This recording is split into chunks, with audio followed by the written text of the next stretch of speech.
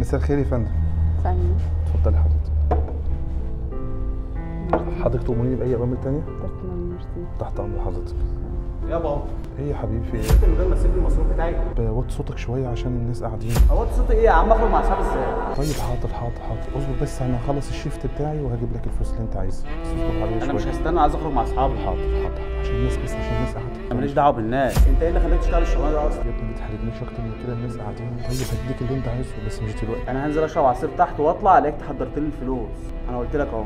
يا بابا فين الفلوس؟ بقالي ساعه تحت. طب اصبر شوية عشان الناس قاعدة بس لسه دافع الإيجار أصلا بتاع الشقة. اصبر عليه. انا مالي بالكلام ده. طيب خلاص حاضر هجيب لك اللي أنت عايزه. وبعدين ايه اللي انت بتعمله ده؟ يا ابني أنا كنت بمسح وبنضف يا ابني. تمسح وتنضف؟ افرض حد يا عم في شبك كده.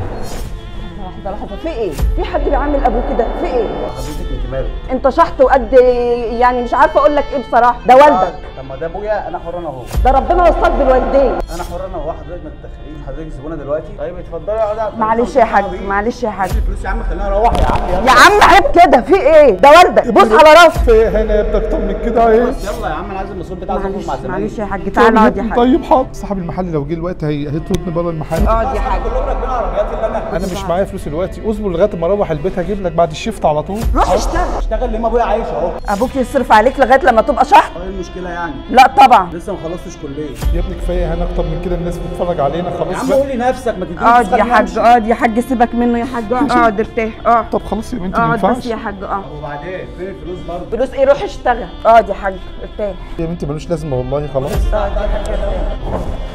هات الفلوس. تقليل الادب، فاش اللي انت بتعمله ده. حضرتك انت بتغلطي فيا ليه؟ انا وجبت لك كلام. فاش اللي انت بتعمله ده. معلش يا حاج قوم. يا ابني عملت بقى كده يا ابني؟ انا بشتغل عشان اجيب لك فلوس بالحلال، ليه كده؟ طيب ما تطلع فلوس يلا خلينا نمشي بقى. يا ابني انا دافع لسه الايجار يا ابني امبارح مش معايا، اصبر خلاص بقى، عليا. روح بقى. ربنا يكبر. انت عايز ايه منه؟ انت عايز منه ايه؟ جيب 100 جنيه المصروف بتاعت النهارده. 100 جنيه ايه وزفت ايه يا اخي؟ خلص يا عم، انت هتسيب الناس هي اللي تدفع لك. خلاص يا بنتي ملوش لازمه يا بنتي. خد يا اخي 100 جنيه اهي. ايه القرف ده؟ انا انزل اقطع اجيبها على الارض يعني؟ ايوه تجيبها. انت تيجي تجيبها لي. كمان هو يجيبها لك؟ ايوه انا مش هاخد منك فلوس، انا هاخدها منه هو. لا مش هتاخدها منه، اتفضل خدها. انت خير ان رباك، حسبي الله ونعم الوكيل. اتفضل يلا خدها وامشي، سيبه في حاله بقى، حرام عليك، كفايه انه بيصرف عليك. هات لي 100 جنيه يلا، ما عايزكش امشي. لا مش هيجيبها.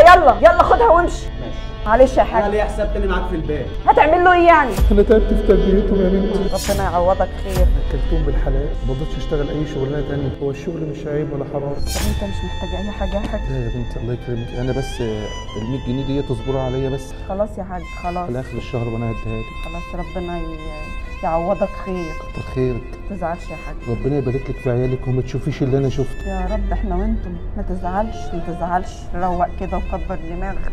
الله يكرمك. كتر خيرك.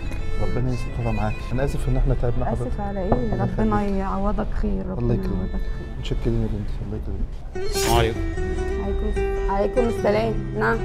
بس اقول لك على حاجه، احنا بنصور برنامج، كل الموقف اللي حصل قدامك ده ما كانش حقيقي، احنا اسفين والله العظيم، بس دي كانت تجربه اجتماعيه احنا كنا بنعملها مع حد. هتلاقي ورا الازاز ده في كاميرا بتصور، حد بيشاور لك شاور له